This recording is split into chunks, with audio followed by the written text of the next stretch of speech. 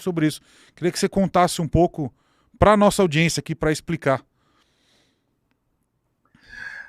Tá, foi no dia 29 de abril de 2020, tinha começado a pandemia, né? Estava naquele momento mais de medo, e eu trabalho em casa, edição, tudo, e aí eu passei pela sala, vi minha filha com uma outra pessoa, os dois olhando com o namorado dela, os dois olhando para cima. E eu fiz uma piadinha, né? E aí, o que vocês estão vendo? Um disco voador? Aí ela falou, é uma coisa esquisita aqui.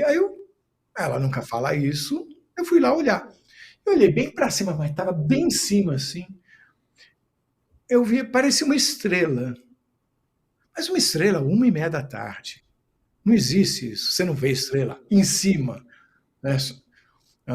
O sol estava relativamente perto até. Aí eu falei, que isso? Não é avião. Não é. Eu fui, obviamente, eliminando na minha cabeça as possibilidades. Aí eu peguei a câmera, tripé, um zoom que eu não tinha 80-200. Um equipamento não é que seja de ponta profissional, mas já é um equipamento profissional.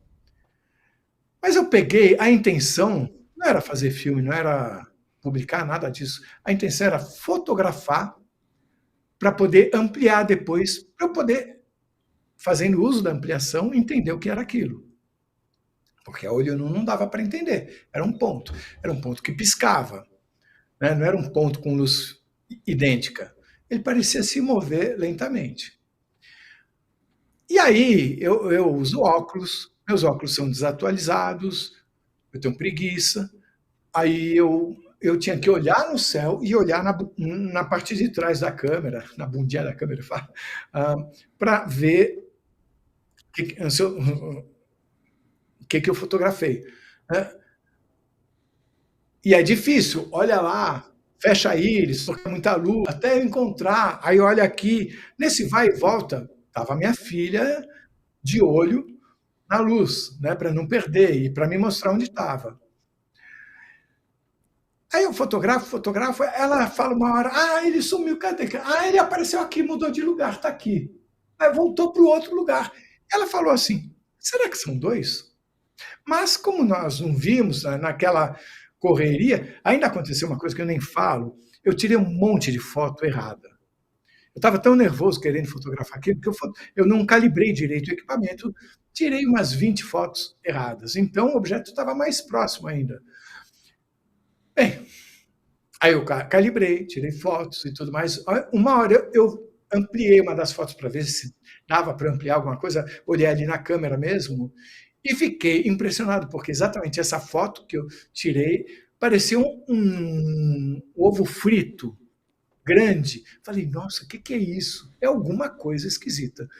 Bem, depois eu editei, eu tenho filmes daquele objeto, uma luz piscando e andando, e tenho fotos.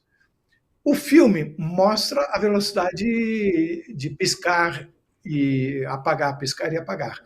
E as fotos dão a definição, porque a foto é em 8K e o filme é em HD. Bem, aí eu entendi, parecia de fato uma nave, parecia uma nave, as luzes do jeito que está.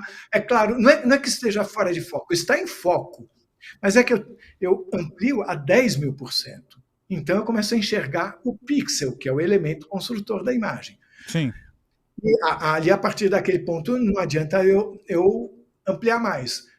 Mas aí, ok, então tem esse objeto, de repente, de um jeito que eu não entendo, parece um ovo frito, é o que a gente vê lá na imagem. Aí, num certo instante, eu me lembrei da imagem da minha filha falando, será que são dois? E eu passei a procurar nos arquivos se tinha uma outra estrela. E achei 10 fotos. E eu notava que parecia que eram rabiscos, de forma diferente do primeiro objeto, que que nunca pareceu ser um rabisco. E eu pensei, deve ser alguma coisa. Como as 10 fotos mostravam esse objeto em 10 lugares muito diferentes, eu pensei, ele deve estar muito rápido e está dando um blur, está borrando a imagem, porque ele está muito rápido. Uhum. Aí o que eu fiz?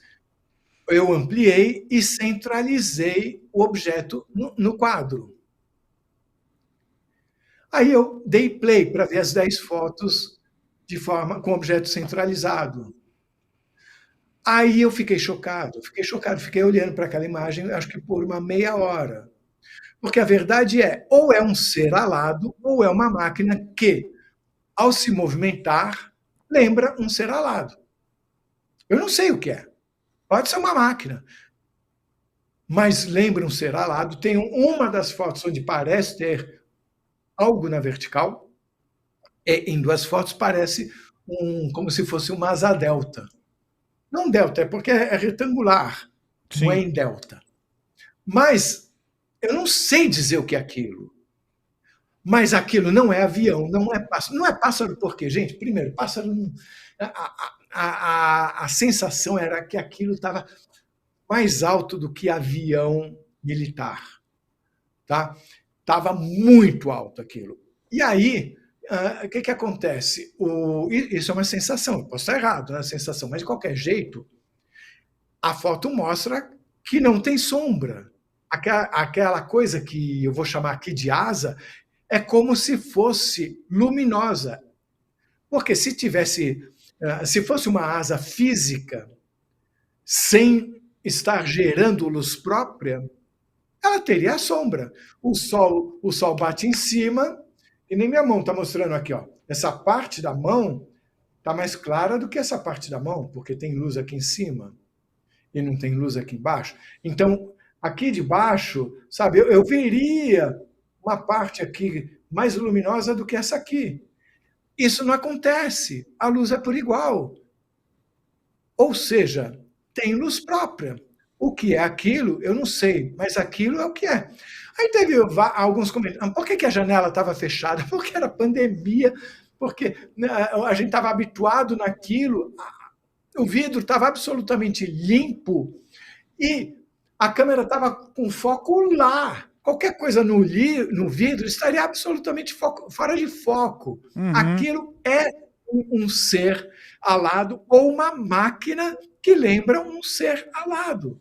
É uma dessas 2 coisas. Isso é uma característica que o físico tem. Ele questiona tudo, menos um dado espiritual, um dado experimental. Menos um dado espiritual. Um dado espiritual também é bom. Mas é que eu errei mesmo. Aquilo é um dado. Eu não questiono aquela imagem. Eu fiquei, acho que meia hora olhando para aquilo, incrédulo. Tipo, gente, se alguém me falasse, agora você vai fotografar. Se eu ouvisse, se não tivesse eu feito essas imagens, alguém me contasse, eu perguntaria, e aí, você fotografou também o Papai Noel? Entende? De tão absurdo que me parece eu ter captado essas imagens. Mas eu captei. Ninguém precisa acreditar. Não, e é legal que tem uma sequência de fotos que até dá a impressão de que ele tá batendo asa mesmo, né? Tipo, 2 coisas brancas assim que vão se movimentando. É uma sequência que tem lá, né? Parece ser um ser alado mesmo. Ou uma nave. Olha, exatamente. É isso aí. Ou é uma coisa ou é outra. Inclusive, o nome do vídeo é esse, tá? Quem quiser procurar no canal dele, ele coloca uma prova OVNI, né? OVNI, interrogação, ser alado, interrogação, uma prova incontestável. Realmente, assim, é bem impressionante mesmo. E é legal que, assim, eu acho que essa aqui é a foto feita com o melhor equipamento fotográfico que eu já vi. Você usou uma Nikon D800, né? Com uma 200mm também, que é uma câmera muito boa. Isso. É 8K de resolução, né? Isso, exatamente. É uma pena que não estava mais próximo, mas ele parece ou emitir luz, ou ser prateado, uma coisa meio... Olha, eu fico viajando aqui. Porque como são 10 fotos e ele entrou em quadro e saiu, né? Eu fico pensando, será que o outro estava ali só de chamariz? Sabe? Porque o outro fica quietinho, vai indo embora devagarzinho, devagarzinho, e eu estou fotografando o outro. Eu não sabia que eu tinha fotografado esse segundo objeto. Uhum. Vou chamar de objeto. Muito legal. Né? E aí eu queria te fazer a minha última pergunta, então, agora, a respeito desse tema. Bom, você já tem relatos de pessoas que voltaram da EQM e que têm avistamentos e contatos recentes com naves, com seres alienígenas, né? Com manifestações extra, que a Ou gente com pode considerar. eles próprios, ou com, ah, ou com a origem deles. Porque a gente fala um extraterreno, mas como é que a gente vai saber se nós não somos eles? Não, sim, Sabe? sim, sim. Tem uma hora, a Eliane Costa ela me fala uma coisa, porque eu pergunto com a minha honestidade de quem quer saber, sabe? Assim, então, às vezes, eu fico falando porque eu não entendi ainda, eu sinto que a pessoa tem como me dizer um pouco mais, né? Teve uma hora que ela estava falando, e ela falou assim: Carlos, se eu disser que são seres espirituais, você acredita? Então, tudo aquilo que ela falou, dessas naves que vão aparecer e tudo mais, no relato dela, tem um momento que ela fala que são seres espirituais. Uhum. Então, isso serve para misturar na direção daquilo que eu falo, que eu acho que é tudo a mesma coisa. Então, será que nós, ou alguns de nós, de alguma forma, não somos eles que estão aqui por algum motivo? Não sei. Será que todos aqui não são de algum lugar também? O que está claro para mim é o seguinte: não é só aqui. Tem alguma coisa além daqui. E talvez sejamos nós mesmos. Legal. Acho que a resposta que eu queria era essa. Queria saber qual que era a sua opinião sobre vida alienígena, se elas nos visitam, se elas estão por aqui, mas acho que essa é a resposta. Olha, eu me torno amigo de todas as pessoas que passam por aqui. Eu peço permissão a cada uma delas, no final da entrevista, para que eu possa me considerar amigo delas. E, vez ou outra, eu troco informação com elas, com essas pessoas. E a sensação que eu tenho é, de fato, que todas estão em alguma missão. Às vezes elas sabem, às vezes não sabem. Agora, missão, todo mundo está. Você está em missão com o seu canal, você está em missão com a sua família, com seus amigos. Cada momento é o desempenho de uma missão. Né? Então, eu acho que tem um grande todo. Um grande todo. Eu vou dizer uma informação aqui que é só para confundir. Tem um amigo que teve uma experiência de quase morte aos 14 anos, no Rio de Janeiro, num afogamento. Depois disso, a vida dele mudou totalmente. Ele é muito meu amigo, tipo irmão, né? E ele relata que várias vezes à noite ele sai do corpo em missão para ajudar em outros países, na guerra da Ucrânia, em outros lugares. Que numa vez ele foi levado até o outro lado da Via Láctea e que uma voz, eu não sei se uma mão também, mas uma voz pelo menos falou para ele, não sei de que jeito, se foi download, se foi telepatia, mas ele estava vendo, e não eram com os olhos humanos. Foi apontado para ele, está vendo aquele pontinho ali? É o seu planeta. Então, por que eu estou trazendo essa informação aqui? Para alargar os nossos horizontes. Passo a palavra. Não, isso é muito, muito, muito bom. Muito legal.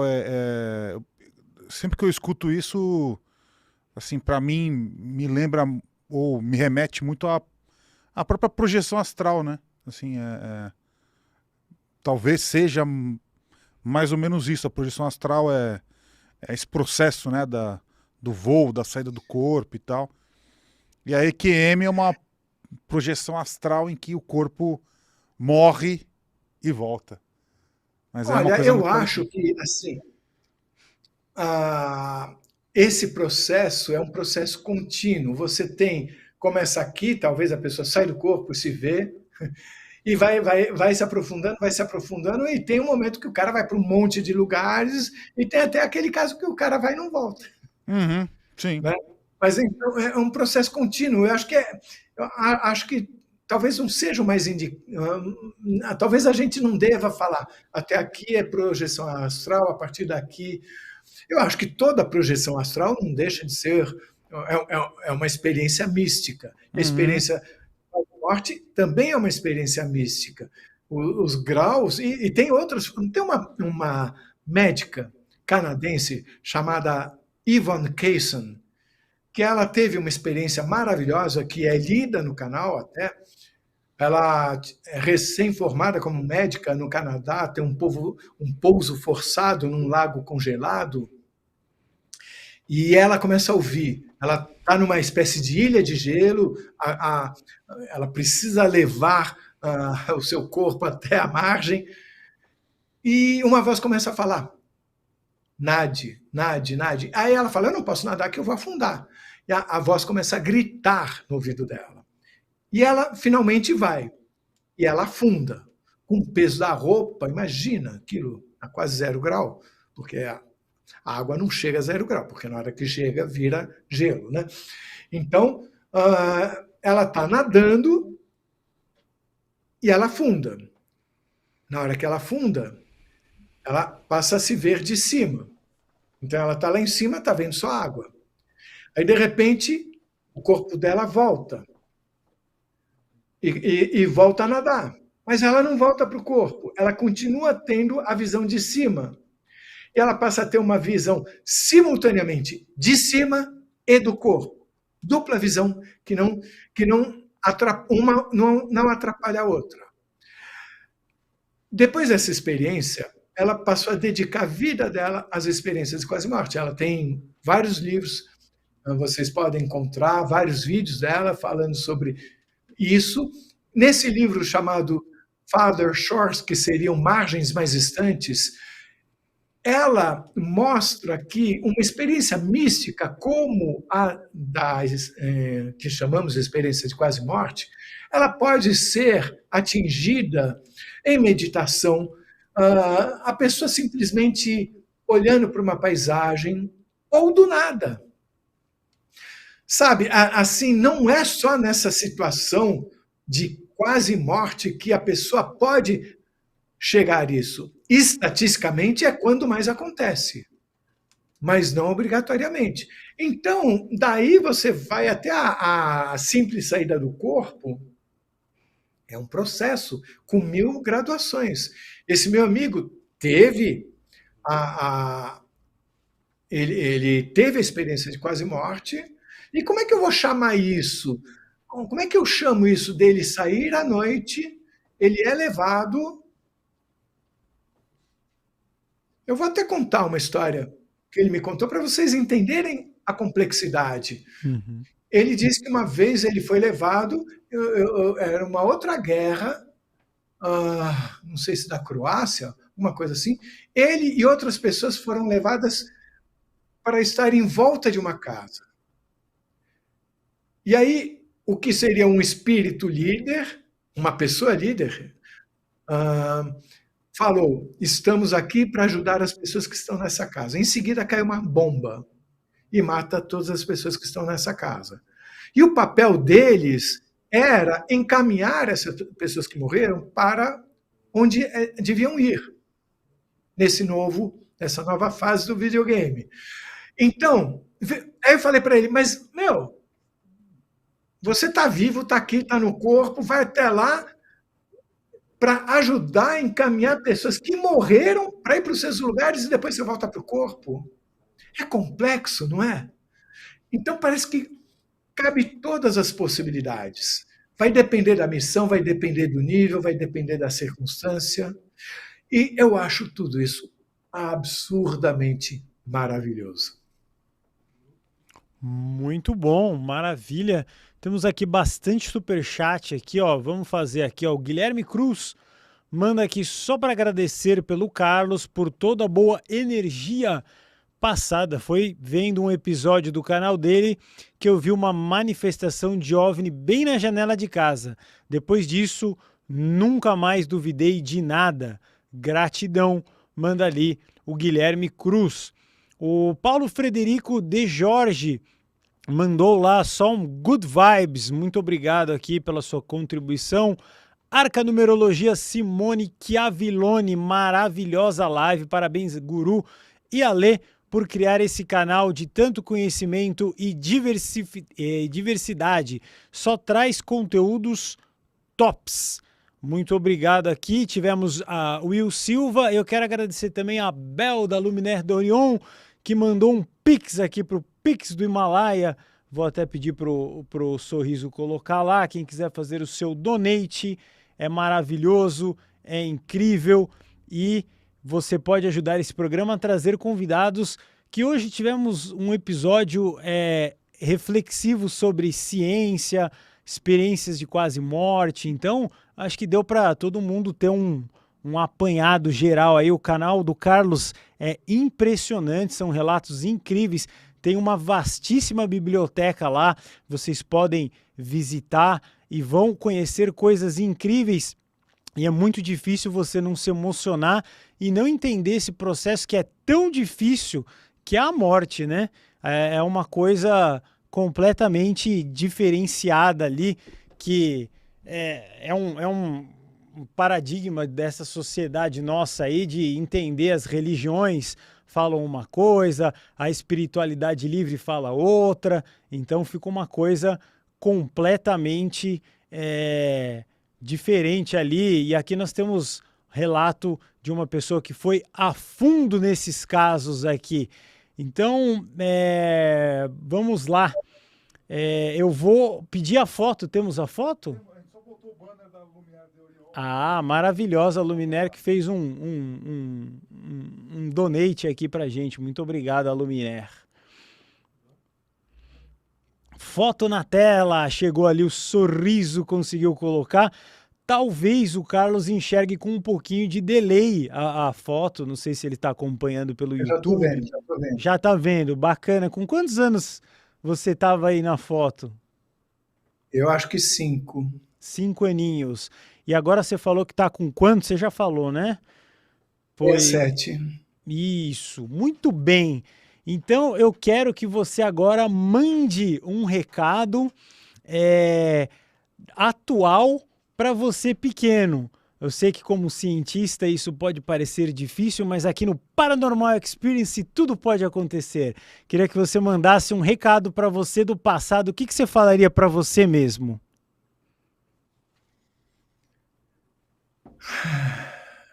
O que eu falaria para mim?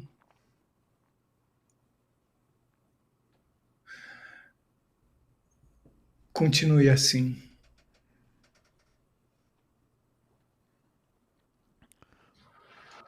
Continuar. Muito. Pode concluir. Continue assim. Continue na busca. Porque, na verdade, 5 anos é quando eu pensei pela primeira vez quando a gente morre, se a gente tem asas. Porque eu estava num ambiente muito católico, né? Uhum. Foi a primeira vez que eu pensei. É interessante que essa foto, eu era desse tamanho. Interessante. Aí tem uma conexão, né, com um pouco de religião e seus estudos mais avançados agora. E é interessante que ele fotografou um ser de asas.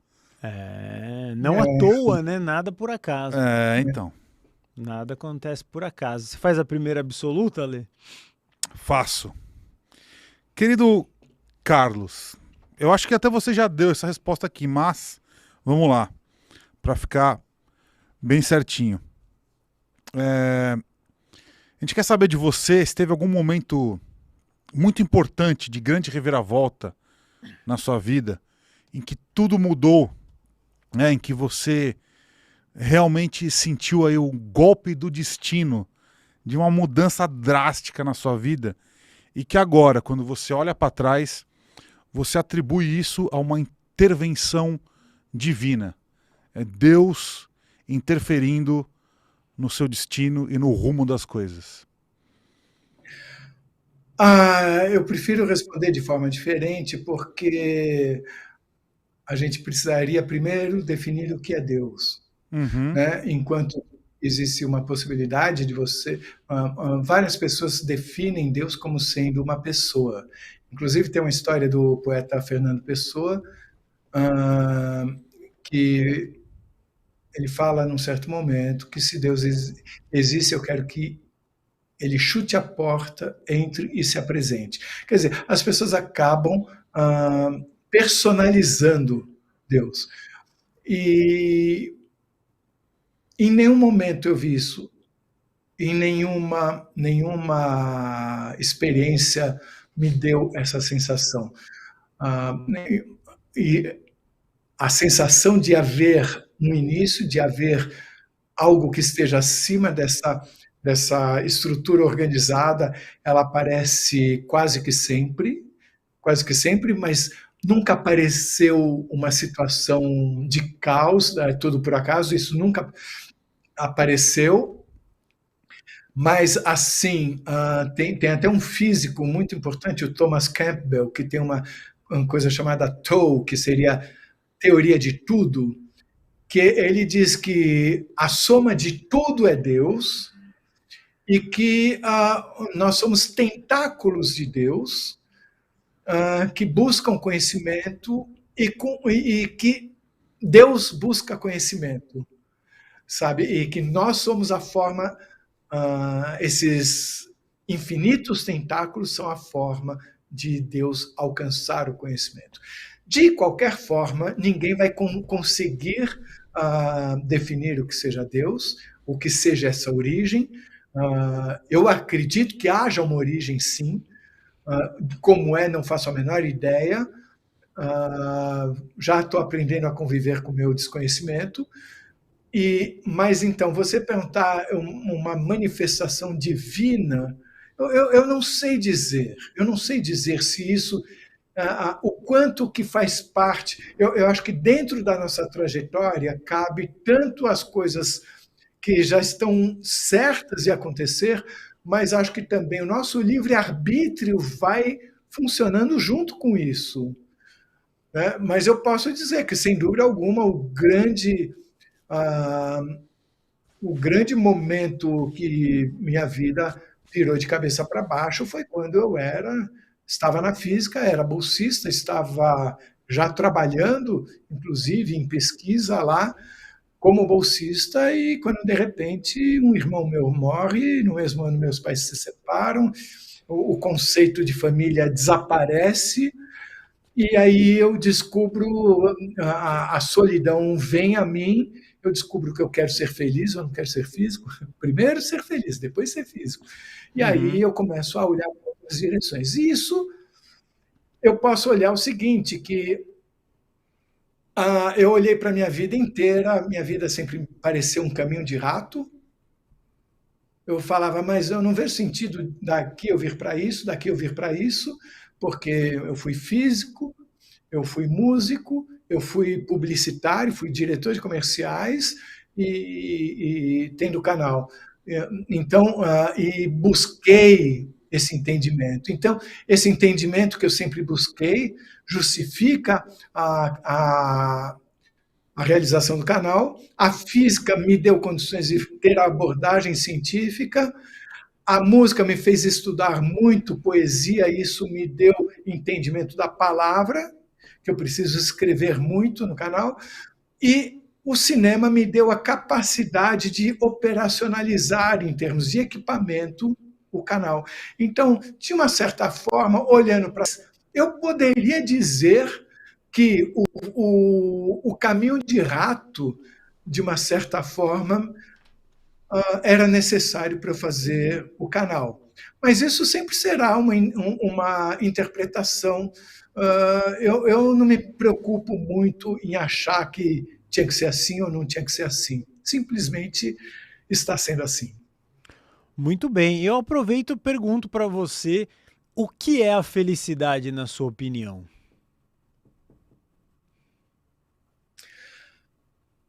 A felicidade é o amor. O amor?